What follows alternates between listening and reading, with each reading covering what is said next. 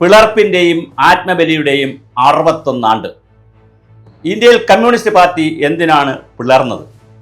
ചരിത്രപരമായി പരിശോധിച്ചാൽ വളരെ കൗതുകകരവും രസകരമായ ഒരുപാട് കാര്യങ്ങളുണ്ട്. 1925 ഉണ്ടാക്കിയ ഒരു പാർട്ടി 1964 ആകുമ്പോൾ 64 ഏപ്രിൽ 11 പാർട്ടി പിളരുകയാണ് ചെയ്തത്. എന്തിനാണ് പിളർന്നത്? പാർട്ടിയിൽ EMS അടക്കമുള്ള 32ഓളം അംഗങ്ങൾ, AKG, ജ്യോതി ബസു, സുന്ദരയ്യ, AV കുഞ്ഞമ്പു, നയനാർ, V.S. അച്യുതാനന്ദൻ, ഇമ്പിച്ച് ബാബ, നാഗറെഡ്ഡി, ഹനുമന്തറാവു തുടങ്ങി 32 അംഗങ്ങൾ. അതിലിപ്പോൾ കേരളത്തിൽ നിന്ന് ജീവിച്ചിരിക്കുന്ന അച്യുതാനന്ദൻ മാത്രമേ ജീവിച്ചിരിക്കുള്ളൂ. 32 അംഗങ്ങൾ ദേശീയ കൗൺസിലിൽ നിന്ന് ഇറങ്ങിപ്പോയി. അന്ന് പോളിറ്റ് ബ്യൂറോ ഒന്നുമല്ല, ദേശീയ കൗൺസിലാണ്. ദേശീയ കൗൺസിലിൽ നിന്ന് ഇറങ്ങിപ്പോകുന്നതിനൊരു പശ്ചാത്തലമുണ്ട്. ഇറങ്ങിപ്പോയതിനു ശേഷം EMS ഇറങ്ങിപ്പോകുമ്പോൾ communist party of India, CPI എന്നാണ് പാർട്ടിയുടെ പേര്. അതിന് മുമ്പ് AITUC ഉണ്ടാക്കിയിരുന്നു. ആ കമ്മ്യൂണിസ്റ്റ് പാർട്ടി പിളർന്നതിന് ശേഷം CPM, communist party of India Marxist, CPI ബ്രാക്കറ്റിലിയം, അങ്ങനെ ഒരു പാർട്ടി, മാർക്സിസ്റ്റ് എന്നുള്ള communist party of India Marxist എന്നുള്ള പേരിൽ മാറി. ഇങ്ങനെ മാറുമ്പോൾ ആദ്യം EMS ഒന്ന് പകച്ചു, ഇത് ഏതിലേക്ക് പോകണമെന്ന് ആലോചിച്ചു. പക്ഷേ അവസാനം CPMലേക്ക് തന്നെ EMS പോകാൻ തീരുമാനിച്ചു. അന്ന് 3-4 കാര്യങ്ങൾ ഉള്ളത് കൊണ്ടാണ് പാർട്ടി പിളർന്നു എന്നാണ് പറയുന്നത്. പക്ഷെ ആ സാഹചര്യം ഇപ്പോൾ പോയി. ഇപ്പോൾ ആ സാഹചര്യമൊന്നുമില്ല. ഒന്ന്, കോൺഗ്രസിനോടുള്ള നയസമീപനം എന്തായിരിക്കണം, ഒന്നാമത്തെ വിഷയം. രണ്ടാമത്തെ വിഷയം, അന്നത്തെ കമ്മ്യൂണിസ്റ്റ് പാർട്ടിയുടെ ജനറൽ സെക്രട്ടറി S.A. ഡാംഗെ ജയിലിൽ വെച്ച് ബ്രിട്ടീഷുകാർക്ക് ഒരു കത്തെഴുതി. പക്ഷെ ആ കത്ത് എഴുതിയിട്ടില്ല എന്നാണ് പിന്നെ CPI പറയുന്നത്. Indian communist party of India പറയുന്നത് അത് എഴുതിയിട്ടില്ല എന്നാണ്. പക്ഷേ എന്തായാലും അങ്ങനെ ഒരു കത്ത് S.A. ഡാംഗെ എഴുതിയിട്ടുള്ളതായി പറയുന്നു, ചരിത്രത്തിൽ പറയുന്നു. ചൈന, അതുപോലെ തന്നെ 64 ഇന്ത്യ ചൈന യുദ്ധം വളരെ പ്രധാനപ്പെട്ട ഒരു കാര്യമായിരുന്നു. 1962 ഇന്ത്യ ചൈന യുദ്ധം നടക്കുമ്പോൾ അതുവരെ CPI, Indian communist party, Soviet യൂണിയനോടായിരുന്നു ഒരു ഐക്യദാർഢ്യം പ്രഖ്യാപിച്ച് ലോകത്ത് നിന്നത്.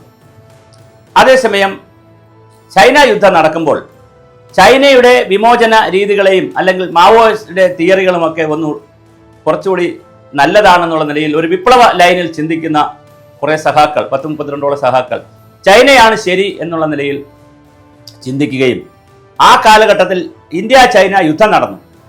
യുദ്ധം നടക്കുമ്പോൾ ചൈനീസ് പ്രസിഡന്റായിട്ടുള്ള, പ്രധാനമന്ത്രിയായിട്ടുള്ള ചൗൻ ലായി ഡൽഹിയിൽ വന്നു. അപ്പോൾ ചൗൻ ലായിയോട് പോയി അജയ് ഘോഷ്, അന്ന് പാർട്ടിയുടെ സെക്രട്ടറി അജയ് ഘോഷ് ചെന്ന് പറഞ്ഞു, ഇന്ത്യയെ ആക്രമിക്കരുത്, ഇന്ത്യക്ക് അനുകൂലമായ തീരുമാനമെടുക്കണം. അപ്പോൾ ആ പ്രധാനമന്ത്രി പറഞ്ഞു, അങ്ങനെ പറയാൻ പറ്റില്ല, നിങ്ങൾ കമ്മ്യൂണിസ്റ്റ് പാർട്ടിയാണ്, സാർവദേശീയമായി നിങ്ങൾ ചിന്തിക്കണം, ഞങ്ങൾ ആക്രമണം വേറെ വഴിക്ക് നടക്കും, രണ്ടും രണ്ടാണ് എന്നുള്ള നിലയിൽ പറഞ്ഞു. ആ നിലയിലുള്ള ചിന്തകൾ വന്നപ്പോൾ താത്വികമായി ചിന്തിച്ചുകൊണ്ടാണ് എന്നും കമ്മ്യൂണിസ്റ്റ് പാർട്ടി നിലനിൽക്കുന്നത്. ആദർശാത്മക പാർട്ടി എന്നുള്ള പേരിലാണ് നിൽക്കുന്നത്. അപ്പോൾ ജനകീയ ജനാധിപത്യ വിപ്ലവമാണ് വേണ്ടത്.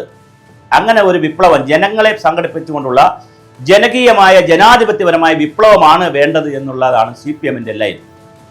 അപ്പോൾ CPI അതിനെ പറഞ്ഞ ബദൽ എന്ന് പറയുന്നത് ദേശീയ ജനാധിപത്യ വിപ്ലവം, രാജ്യത്തെ കൂടി പരിഗണിച്ചുകൊണ്ടുള്ള, ദേശീയതയെ കൂടി പരിഗണിച്ചുകൊണ്ടുള്ള ഒരു ജനാധിപത്യ വിപ്ലവം. രണ്ടും ജനാധിപത്യ വിപ്ലവം തന്നെയാണ്. ഒന്ന് ദേശീയതയെ കൂടി പരിഗണിക്കണം, മറ്റൊന്ന് സാർവദേശീയത പരിഗണിച്ചാൽ മതി, ദേശീയത പരിഗണിക്കേണ്ട എന്നുള്ള, അല്ലെങ്കിൽ അതിന് 2ാം സ്ഥാനം എന്നുള്ള CPMന്റെ നിലപാട്. അപ്പോൾ ഇന്ത്യ ചൈന യുദ്ധത്തിന്റെ കാര്യങ്ങൾ കോൺഗ്രസ് ഒരു ബൂർഷ്വാ പാർട്ടിയാണ് എന്നുള്ള, തീർച്ചയായും ബൂർഷ്വാ പാർട്ടിയാണ്, അതിനോട് ഒരു മയവും ആവശ്യമില്ല എന്നുള്ള നിലയിലുള്ള CPMലുള്ള അല്ലെങ്കിൽ ആ 32 പേരുടെ നിലപാടുകൾ. അതേസമയം അങ്ങനെയല്ല, രാജ്യ താല്പര്യങ്ങൾ വരുമ്പോൾ കോൺഗ്രസിനോടും ചില സമീപനങ്ങൾ എടുക്കേണ്ടി വരുമെന്നുള്ള CPIയിലേക്ക് പോയ അംഗങ്ങളുടെ തീരുമാനം. ഇങ്ങനെ ഇത്തരം ആളുകൾ എല്ലാവരുടെയും കൂടെ തീരുമാന പ്രകാരമാണ് പാർട്ടി രണ്ടാവുന്നത്. പാർട്ടി രണ്ടായതിനു ശേഷം പിന്നെ രസകരമായ കുറെ കാര്യങ്ങൾ നടന്നിട്ടുണ്ട്. 1964 നവംബർ 7 കൊൽക്കത്തയിൽ വെച്ചാണ് 7ാം കോൺഗ്രസിന്റെ സമാപനത്തോടുകൂടി CPI രൂപീകരിക്കുന്നത്. അന്ന് രൂപീകരിക്കുന്നതിന് മുമ്പ് TV തോമസിന്റെയും ഗൗരിയമ്മയുടെയും കല്യാണം നടത്തി കൊടുക്കുന്നത് പാർട്ടിയാണ്. പക്ഷേ TV തോമസ് CPIയിൽ നിന്നു, ഗൗരിയമ്മ CPMൽ നിന്നു. കുടുംബ ബന്ധം ഇല്ലാതാക്കേണ്ടി വന്നു. CPI നേതാവായിട്ടുള്ള ഭർത്താവിനെ CPMകാരിക്ക് പറ്റില്ല എന്ന് പാർട്ടി തീരുമാനിച്ചു. അങ്ങനെ സംഭവിച്ചു. S. കുമാരൻ, അന്നത്തെ MBAക്കാരൻ S. കുമാരന്റെ സഹോദരൻ ദാമോദരൻ CPMലേക്ക് പോയി. S. കുമാരൻ CPIയിൽ നിന്നു. CK ചന്ദ്രപ്പൻ, പിന്നെ പാർട്ടിയുടെ സെക്രട്ടറിയേക്കാരുള്ള CK ചന്ദ്രപ്പൻ CPIയിൽ തുടർന്നു. അതേസമയം സഹോദരിയായിട്ടുള്ള സുശീല ഗോപാലൻ CPM-ലേക്ക് പോയി. ഇങ്ങനെ 1964 പാർട്ടി രണ്ടായെങ്കിലും 67 സപ്തകക്ഷി ഗവൺമെന്റ് വന്ന് രണ്ട് കക്ഷികളും തമ്മിലുള്ള ബന്ധം മഞ്ഞുരുകാൻ തുടങ്ങി. പിന്നെ ഇടതുപക്ഷ ജനാധിപത്യ മുന്നണി എന്നൊക്കെ പറഞ്ഞ് ഇപ്പം മതേതര ശക്തി എന്നൊക്കെ പറഞ്ഞ് രാജ്യത്ത് വരുന്നുണ്ട്. പക്ഷെ ഇപ്പോഴും മനസ്സിലാകാത്തത് ഈ രണ്ട് താത്വികമായ കാലഘട്ടം പറഞ്ഞ താത്വികമായ കാര്യങ്ങൾ, ജനകീയ ജനാധിപത്യ വിപ്ലവവും അതുപോലെ ദേശീയ ജനാധിപത്യ വിപ്ലവവും തമ്മിലുള്ള അതിർവരമ്പ് എന്താണ് എന്ന് ഇപ്പോൾ മനസ്സിലാകുന്നില്ല ഈ കാലഘട്ടത്തിൽ. അതിനുശേഷം ലോകം ഒരുപാട് പോയി. ഗംഗയിലൂടെയും യമുനയിലൂടെയും കേരളത്തിലെ നദികളിലൂടെയൊക്കെ ഒരുപാട് വെള്ളം ഒഴുകിപ്പോയി. ഇനി അതിനുശേഷം പിന്നെ മറ്റൊരു കാര്യം കൂടെ സംഭവിച്ചു. നമ്മുടെ CPI communist party of India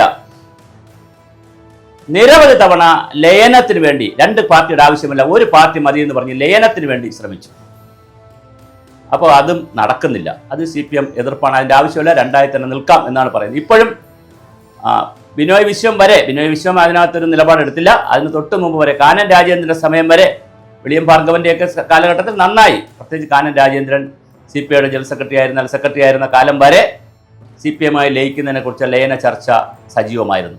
ഇപ്പോൾ അങ്ങനെ ഒരു ചർച്ച സജീവമല്ല. എന്തായാലും കമ്മ്യൂണിസ്റ്റ് പാർട്ടിയുടെ പിളർപ്പിൻ്റെ 61 വർഷം, 1964 കഴിഞ്ഞ് 2024-25 ആവുന്ന 61 വർഷം കഴിഞ്ഞു. ഇപ്പോഴും ചേട്ടൻ ബാവ അനിയൻ ബാവയായി തന്നെ നിൽക്കുന്നു. ഒരുപാട് സംഘർഷങ്ങളും അവരുടെ SFI, ISF വിദ്യാർത്ഥി സംഘടനകൾ, AIYF, DYF യുവജന സംഘടനകൾ, പിന്നെ മറ്റ് AITUC, CITU അങ്ങനെ നിരവധി സംഘടനകളായി തന്നെ നിൽക്കുന്നു. ഇപ്പോഴും അവർ തല്ലിയും തലോടിയും ഇരട്ട സഹോദരങ്ങളെ പോലെ ഒരു കുടുംബത്തിൽ തന്നെ കഴിയുകയാണ്. 5 തലമുറകളായി നിങ്ങൾക്കൊപ്പം PRS ഹോസ്പിറ്റൽ.